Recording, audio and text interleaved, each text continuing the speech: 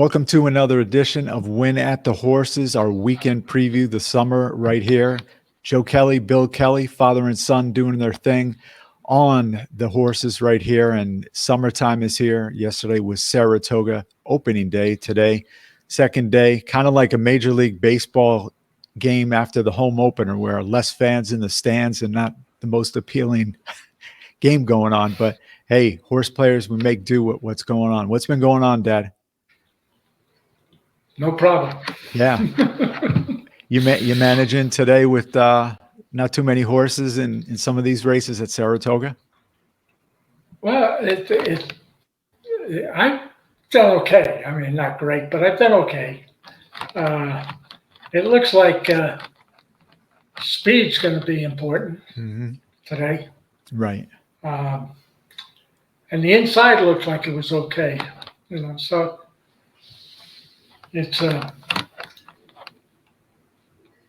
it's pretty good. I would say it's an interesting day.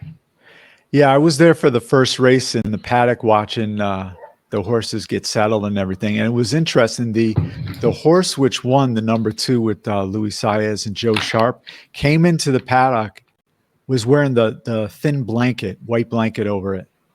So do you have any idea why they do that for horses? I mean, it was. I think it settles there. Emotionally, It settles them down. It's got nothing to do with heat or warmth. Right. Yeah, it was warm. Calm. Yeah. Right. Calm. Yeah. You tweeted out to watch Luis Saez, and the next moment I see he wins. Yeah. Well, and he came in second, I think, in another one. So yeah. He can, by the stats, he can definitely ride with the moisture. So. Oh yeah, and he can. Look at there's not many riders up there that you have to be concerned with. Right. And really, when you think about it, there's not many riders that other than, let's say, Irad, that gets every race gets overbet, Yeah. Other than that, I was surprised that Jose has done so well up there in the past. Yeah, with Linda Rice. Yeah. Especially. Yeah. Yeah. So he to me, and this is just my own opinion, I like Jose on the grass better than his brother. Okay. Irad is really good on dirt, but and you look at his record. I mean, he is. It sounds like a stupid statement because he's been very successful on turf also, but I don't know. It's just a feeling. Just a gut feeling. Yeah. Yeah. Hey, yesterday, the opening day, we were there for most of the card, or the beginning part of the card. But it was great to see Gary Contessa with the major upset in the Schuylerville Stakes debut winner, and he predicted it. Well, he didn't predict the Schuylerville, but he said he was going to win some races on the interview we did with him a few weeks before. Right. And we sent out I've got both of them. Oh, okay. Both of them. Yeah, we sent out the prediction. I made out on the race 8, and I'll tell you. When you look at the race, the 2 favorites came in second and third. Right. And they were up there, and all of a sudden, this horse came from nowhere. And started bad out of the gate. Started bad, was way behind. Right. I mean, when I said way, I mean I don't remember exactly the distance, but he was in last, and then he just stormed down the open. And I heard Contessa's interview saying that he told the owner, let's go in this race, even though it was a maiden or a first-time starter. Right. Let's go in this race because if it was a maiden race, I wouldn't be afraid of any of these horses. So, Yeah. So when we did the interview at the Oklahoma training track, he said before, he said, "Can we hold on a second? I've got to try to find one of my horses who kind of acted up on the turf track, and he was calling an assistant. And I don't know if this was Becky's Joker, but one of his horses, he's got 15 up there, and we got to give it up. I want to give it up to Carlos Lopez, one of the exercise riders with Gary Contessa. Real nice guy. He's been doing it for 35 years, and I'm sure had his hands in the success of yesterday at the Schuylerville. So, Gary and the team, congratulations. Yes, very good. Very good. So we got to get into some stake races tomorrow at Belmont. We'll be there checking out the latter part of the card tomorrow in person. But we start off tomorrow at Saturday at Saratoga with I believe it's the fourth race, the Chad Brown Invitational, right? No, actually it's the Diana Stakes. But I think it's 4 out of 6 horses? 4 out of 5. 4 out of 5. Yeah. And you can imagine the paddock conversation. Hey, listen, guys, no one presses in Italian. Right. Now, who owns in Italian? I don't know. Hang on. Yeah, I don't have that pulled up here. I meant to send you the. Do you have it? You have. Yeah, I've got the PPs pulled up. All right, I'm in the loading stages here. Excuse me. That's okay. And they're all separate. I do know this. They're all separate owners in this race. Okay. I think Klarovich is in there. Yeah. Peter Brandt owns it in Italian. Okay. Fluffy Socks is owned by Heat of Palm. Okay. Heat of Palm. Hang on, let me look. Heat of Plains. Heat of Plains. Doesn't mean anything to me. Juddmonte owns the 5. And Klarovich owns the 3. And Cassie's got his is Tracy Farmer. I don't know. I mean, Cassie could scratch his horse and it'd be all Chad Brown. All Chad. Yeah. I'll make my very brief comment on this race. I'm going to pass this race personally because I went with in Italian, the number 2, but you'd probably be better suited to give an opinion, a wise opinion on this race and how to deal with this. Oh, I'm putting the pressure on you. Yeah, right. Let me get my notes up here. For some reason, I'm behind. I've got our picks up there. Oh, thank you. Yeah. Listen. I said. I mean, you got to do a cold exacta if you're going to do anything. Mm-hmm. I mean, in Italia with Cassie's horse is going to pay. I don't think that's what's going to happen. But I would say it's a 2-5 or 2. What did I say? Cassie's horse was 3. Yeah, Cassie's horse. It's 1. A 1. Yeah, the 1. I mean, Cassie's horse is a Grade 2 winner up in Woodbine. He's he comes from when he won the graded stakes, Grade 2s. He had an excellent closing kick, but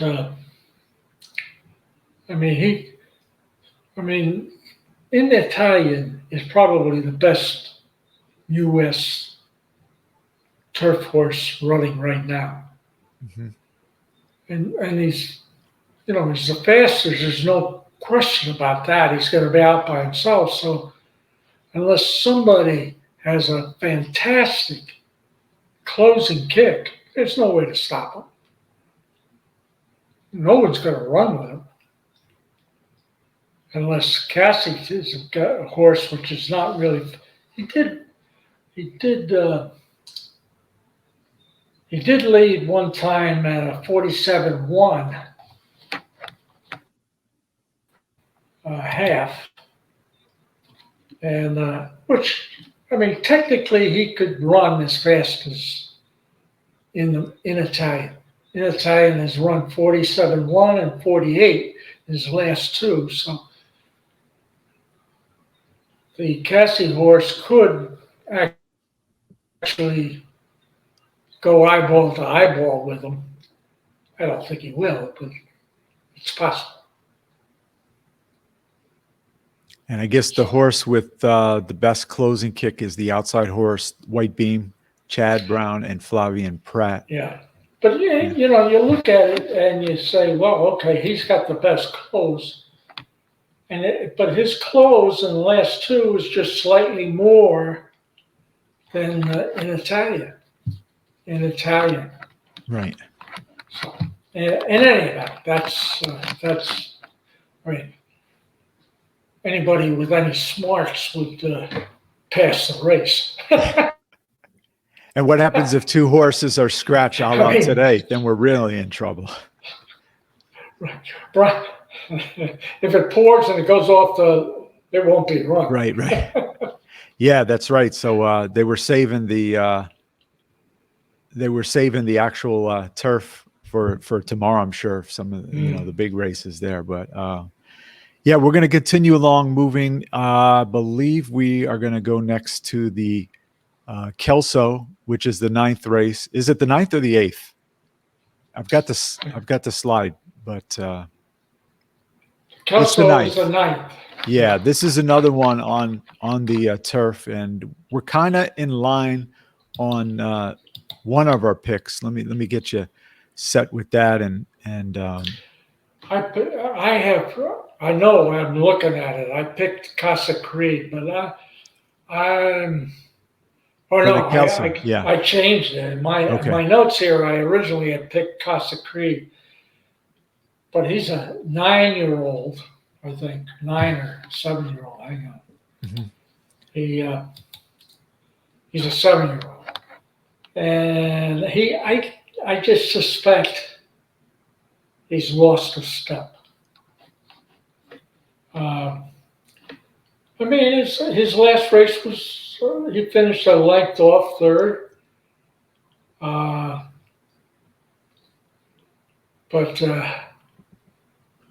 I went with a little more of a price in the number 6, and this one was got speed. Okay. Mm-hmm. It's got Jose on, and I've given a big plus to his riding the turf. Again, he's a Cassie horse, so Mark Cassie. So I mean, this is a reach. He's he's grade 2 winner, but. Is this a graded stakes? Oh yeah, it's graded 3. Grade 3. So this horse is a grade 2, so certainly fits in the profile. And there's nothing wrong with Casa Creed. I just think his last few have been a little short of greatness, and you get to an age where one step can mean the difference between winning and losing. Mm-hmm. And who do I have underneath is the... You got Big Everest, the number 5, who I had as my top pick as well. Oh, good. Okay. Well, again, he's a speed horse, so we're... Now, he's not a graded stakes winner at all, so he's got to step up. And so to remain the price there. The only thing I say... There are 2 things that you got to keep in mind and look at tomorrow. One is the 2 Annapolis, who's a horse for course there at Saratoga. And the 5 also has a win at Saratoga, although not graded. He won back on, where did he win? It's not on my card. Okay. The number Okay. 5. Yeah. Well, it's coming in off of four victories. Is it? Well, Yeah. but all of them, none of them graded stakes. They're all no, just stakes races, but right. It looks like the biggest price was about $135,000 at Aqueduct. By the way, I wanted to bounce this off. I heard somebody say that horses that have done well at Aqueduct are better suited to Saratoga than horses that have done well at Belmont and coming up. I haven't heard that yet, but that'd be interesting to look into. Yeah. Well, the reason being that. Are you talking just the turf? Am I talking just the turf? No, I think it's both, really. Okay. And the reason is that the configuration of Aqueduct and the surface, meaning the dirt, is similar to Saratoga. Okay. I have nothing to back it up other than somebody's comment. Right. Inside information. Yeah. Way inside. Go ahead. Right. Yeah, I was looking actually for, if I'm going to take some prices, the number 1 and the 3, but I mean, they would really have to take giant steps up to compete with this group. But, I like to throw a price in here and there, Yeah. Well, I'm not adverse. Hey, look, I'm not, one that has to step up is great. Right. As long as you get paid to take the risk. Yeah. Yesterday, taking the 2, a first-time starter in a stakes race is taking a risk. Right. Yeah. But it was over 20-1. That makes sense. Yeah. I've never seen a trainer high five the fans in the winner's circle like Gary Contessa. Never saw that before. Yeah. Yeah. Yeah. So it was a good day. Yeah, he's well liked. There's no question. Yeah. Right. Okay. So the next one is the next one, the Sanford, the 10, which is a big puzzle, right? Do you have? How do you? Well, it's a big puzzle behind the number 9. Yeah. Because I think the 9 is the horse to beat. I don't think there's any other horse that really, up to date, shown anything close to what that horse is. So, I was walking to my car today after the race and I saw Steve Asmussen's barn, and he's way out in the boondocks. That's where I parked. So maybe he prefers to be out there. Could be. Yeah. He's a Kentucky horse. I'm surprised they let him in the state. Hey, this is off topic, but yesterday for the national anthem, there was a girl who sang really well for the national anthem. I heard it. Yeah. From Kentucky. And as I was in the backyard of the paddock area, 2 ladies walked by and one says to the other, can't they get somebody from New York State? They had to go out in Kentucky and get someone to sing the national anthem. She works cheap. That's right. Yeah, maybe so. But yeah, so there's 2 races on the resume for Gold Sweep. For a race such as this, how much stock do you put in to be 3 to 5 on the morning line? When do you know this is a really sure or close to sure horse with only 2 races and that young? Yeah, but both races improved speed figures. His last race he won by 9 lengths, Now, look at this age, any horse can step up and become all of a sudden become something of a improved horse. Now you look at your horse called the Cavalry. Mm-hmm. He's got one start, so you're working off of one figure, not two. And neither of his figures, although they're not that far off, Right. he's a little bit slower than to date of Gold Sweep. Gold Sweep. Uh, who knows? I mean, he's got IRADs, so his IRAD's coming back. Right. Uh, The last workout got a B rating. It wasn't fast time, but I guess for the day, got By a who? B rating. It was from HTR. who- HTR, Okay. yeah. Hey, as I said, they're all capable of making a big, improvement. Uh, and I'm looking at the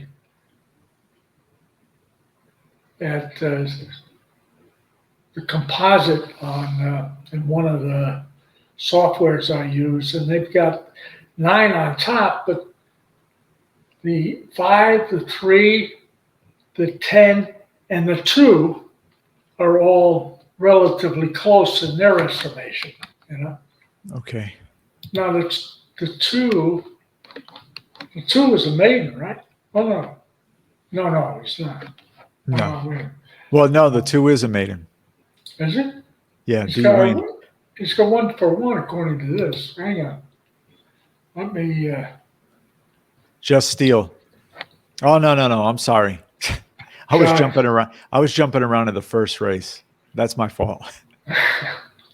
Jive.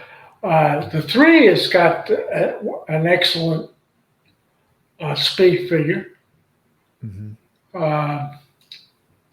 At Gulfstream against Florida Breds, though. I don't know. I would say the 5. The only problem with the 5 is his figures ran a 2 furlong race back in May. I don't think that's it's a war front though. And who'd you have? You had you had the 4. So Well, the 4, I mean, coming back from Parks and has an A-rated work. I mean, I was just looking to stir it up a little bit, as maybe a surprise. That would be my horse, Yo-Yo Candy. one of the things I've heard, and I've tested it the last couple of days, and it kind of, particularly with these young horses, horses that have worked continually at Saratoga, like Contessa's horse yesterday in the 8th race, Right. seemed to do much better than expected. And in this race, The number 1, called the Cavalry. yeah, it's been there since June 23rd. Right. So it's got IRAD up there. That's your pick, right? Yeah. Yeah, on the top, lukewarm. I can see that. Lukewarm. I can see that. Yeah. Right. And where is Gold Sweep? Gold Sweep has been, well, he has a work at Saratoga, but most of his work is done in Kentucky. Right. So I was talking with one of the railbirds at the training track, and he said the trainers, some of them prefer to race over at the Oklahoma. It's a bit deeper to help their horses. So I guess it depends. So that's what we were talking about today, that the track yesterday, not necessarily today, yesterday, was very deep in the stretch. You had to be fit to do well there. Plus the fact, if I'm not mistaken, there was a headwind in the stretch. Okay. The interesting thing about this is that, now this is interesting. Asmussen on Gold Sweep, the favorite, starts the horse at 5 furlongs in Kentucky at Churchill, finishes the neck off the win, comes back and takes him to Belmont. Okay. On June 1. So he wanted it. You could see the plan was always Saratoga in this sense. And he's got to work at Saratoga. Good work. So I don't know. It can go in any direction on this. Yeah, it's and I was just thinking about yesterday's races. So there may be some bet backs to horses who struggled on that first day, I guess. Yeah. Hey, the funny story of the day that I saw at Saratoga, the first race, in the backyard, the horse won. This guy at the top of his lungs is screaming after the race, saying, "Finally, a race won in New York, 1 in 35. He was 0 for 34." I mean, the horse won at 5-2, and the guy was like beyond, like Joe Sharp finally won a race in New York. It was crazy. But but it's interesting when you look at those trainer stats. Yeah, you can see I saw a stat which turned me off of the 7 in that stakes race yesterday. Okay. On the 7, Pletcher was 1 for 10. Taking a 2-year-old that won its maiden and then running in stakes. And the thing it's okay. Yeah, if he won, it'd be 2 for 11. Yeah. But it's not the number necessarily, but it shows a trainer who normally does well. Now, you take that same record in stakes out of a 3-year-old, and it's entirely different. Why? I have no idea. Right. But it does show that for some reason he's not successful taking a maiden winner into a graded stakes at Saratoga. At least for him. He's such a high standard. Well, the other thing I noticed, they were all talking about yesterday how he's tied with Lucas for number of wins in that race over time. But he hadn't won since 2016. Yeah. So the last 5 runnings of that race, or the last 6 runnings, he didn't win. Now make it 7. Right. So just so good. As they always say, liars figure. Figures don't lie, but liars figure. Liars figure, yeah. You got that as a bumper sticker, right? Absolutely. If I had a car, it would be on it. Oh, that's right. Yeah, because you get the chauffeur comes and picks you up all the time. Yeah. The limo. The limo. Yeah, right. So we've got one stake over at the Jersey Shore, which is kind of getting. I guess every track right now gets second status for Saratoga at this point, but there's a 5.5 turf sprint, the Sparkler Stakes over Jersey, and something that I saw interesting, and I'm not sure if you picked this horse as well. Well, you had this horse up as your value pick. The number 8, My Sweet Affair, with George Weaver, bringing a horse who's been training down in up at Saratoga down to the Jersey Shore. So that usually goes the other way. Yes. Yeah. So tell us your read on this particular race, which should be pretty interesting. I wish I had one. Well, let me get the figs up here. Yeah. We've got Hang All right, on, we're let me pull up my. There we go. We've got Maserati, the number 3, the 9th race, Blue Sparkler at Monmouth. Did this And- horse get scratched today out of Saratoga, Maserati? That I don't know. I'm not sure about that one. It comes to mind. Um,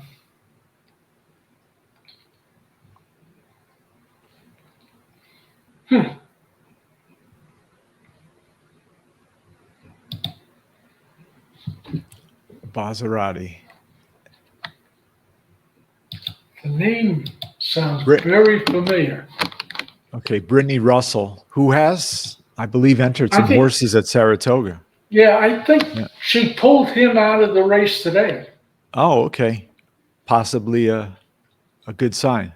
Or, hang on. Where's the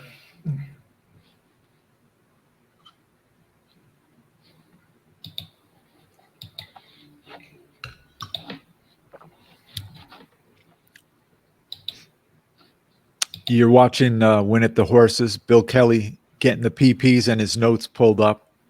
3 Maserati.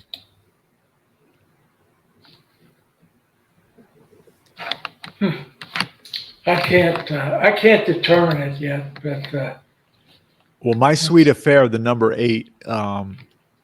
We both mentioned that horse. I would say of all the workout days I've gone to the training track, George Weaver was there practically every time there on his golf cart, and seems really hands-on. And is his wife there too? I didn't see his wife. He was by himself. He looks all business, so I didn't really approach him for an interview or Yeah. a small chat. He looks like, hey, I'm here to work. Yeah, right. Yeah. I guess, a lot of them, that's their business time. The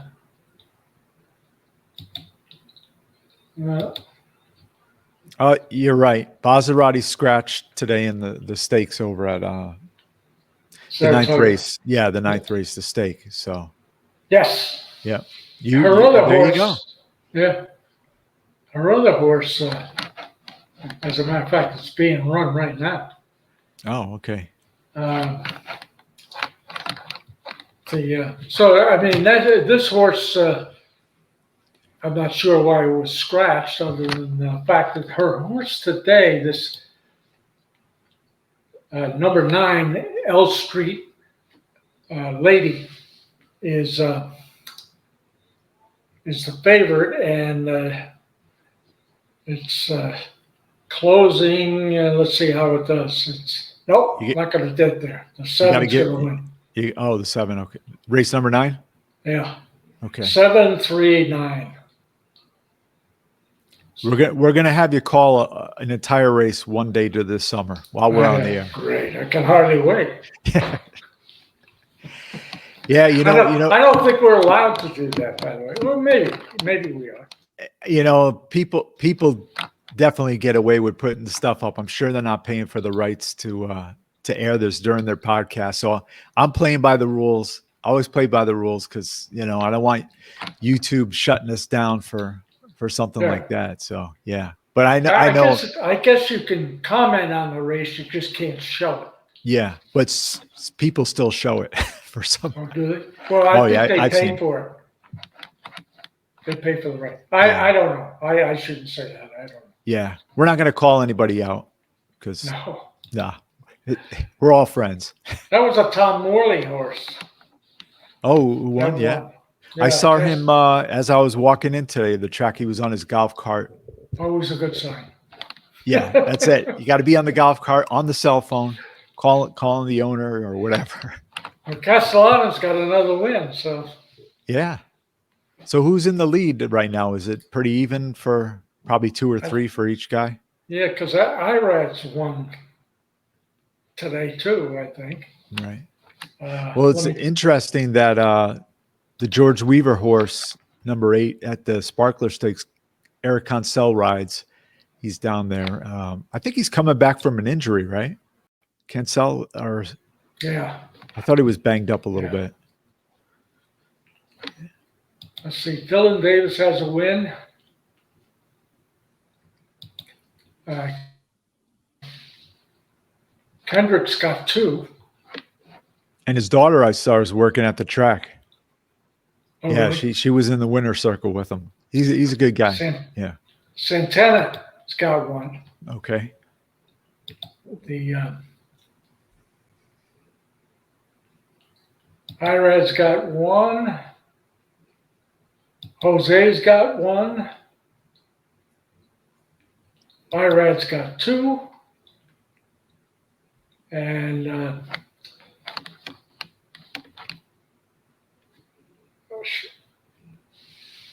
Sias has got 1. So what? We got yeah. what? Another race to go, yeah. Yeah. Hey, before we wrap this up, I wanted to give a little plug to your guy, Mr. Rich Eng, who's in town from Las Vegas, right? Right. Yes. Yeah. Well, right now he's from Vegas. He's actually from. If I'm not mistaken, he grew up in Connecticut. Yeah, Stanford. I heard him talk about that before. Yeah. Yeah. So he's got betting horse racing for dummies. His second betting horses for dummies. Yeah. Yeah, the second edition. I've got the first one, and we're gonna go there. It's 9 in the morning to 11. I guess he's gonna probably in the beginning do his signings and everything and get the book, and then he'll do a handicapping session at 10. This is all Eastern time up at Saratoga, right across from the actual track. At the Hall of Fame, right? Yeah, the National Horse Racing Hall of Fame. They just put up another statue with 2 horses in the front that was donated by Churchill Downs from Arlington Park because they closed down. So now nice they put it in front. Yeah. That's right. Oh, but there was a story. This was something. They I read in the paper there, I guess it was like a 10 to 20 year investigation that some guys went into the National Horse Racing Hall of Fame and were stealing like hugely valuable items. They got caught like 10 to 15 years later, and these were worth millions of dollars. So, and it came from CDI. Is that what No. But anyways, yeah, it was kind of a weird story. But yeah, I'm looking forward to going there, and I'm gonna, name drop you when I see Rich Eng. Yeah, right. Yeah. Sure. Well, he'll probably remember me. Yeah, I've had conversations when I was in Hong Kong one time. We were texting back and forth, and he said, "Bring me back, I don't know, some Chinese dish." Oh, that's right. Yeah. So we have had communication once or twice. Right. He's a nice guy. I used to take his service, but I've gotten out. I don't bet the California races much anymore. Okay. I mean, the field sizes are too small. They're dominated by Baffert. And you can't make money that way. So. Yeah. But he's a really good handicapper and seems like a nice guy. Man. Yeah. I first noticed him when he was the Brad Thomas of Monmouth. He was doing that part. Oh yeah. So he's an excellent handicapper. Do you want me to send you some donuts or pastries back from the Absolutely, along with the book. Yeah, that's right. Get the book. If I send you the donuts and no book, I'm in trouble. Right. Yeah. So I guess my plan, I'm going to go there for the first hour and get it signed, and I'm going to come back home and go for the later part of the races instead of the first part. The early part. Yeah. So switch it up. Well, that depends on the card is funny. Yes, I mean they're really only 3 stakes to 1. Yeah, 3 stakes. The 4th, the 9th, and the 10th. Right. And the 4th is, 4th should be an exhibition, not a betting race. Right. And I'm sure most bettors, certainly professional bettors, would treat it that way. Mhm. I mean, I mean, I would say that in Italian would be a single on any multi-race bet, Right. but you're not going to make any money that way. You know, I mean, you make more money than you bet, but it's not going to cover all the losses that we incur. Yeah. So, So yeah, Chad Brown dominates. And watch, if Mark Cassidy wins, that'll be something. But yeah. Mark Cassidy, when'd you get a story? Yeah. So everybody, we want to thank you for tuning in and checking us out, and hopefully we gave you some tidbits of great information. If not, we'll try better next week. Yeah, we'll do better next week. That's right. Yeah, but so far so good. The real handicappers will do. Yeah, that's right. Not the impersonators. Yeah. So thanks, Dad, and we're gonna do this next week as the meet just keeps on getting better and better, and Delmar be in fine form soon. Yeah, hopefully the rain stays away and we can have a day without. I mean, the first day had 24 cancellations or scratches. Today had 38. Yeah, it was deflating when walking in there, and even I think Frank Miramati said we've got a lot of scratches and no show. When you see no show betting, no trifecta, you said, we're screwed. Yeah. I mean, I'm looking at the 10th race, which originally listed 16 horses. It's down to 5. Wow. So And Naira's got to make good face and still. I mean, they got a show to put on. So. Oh yeah, well, yeah. They've got Fox too. So. Yeah, that's right. So maybe just keep it going. Yeah, just a little small bump in the road and back to some good racing tomorrow. Well, I mean, this is traditional in Saratoga. I mean, the weather is very unpredictable. Yeah, right now I'm looking out the window.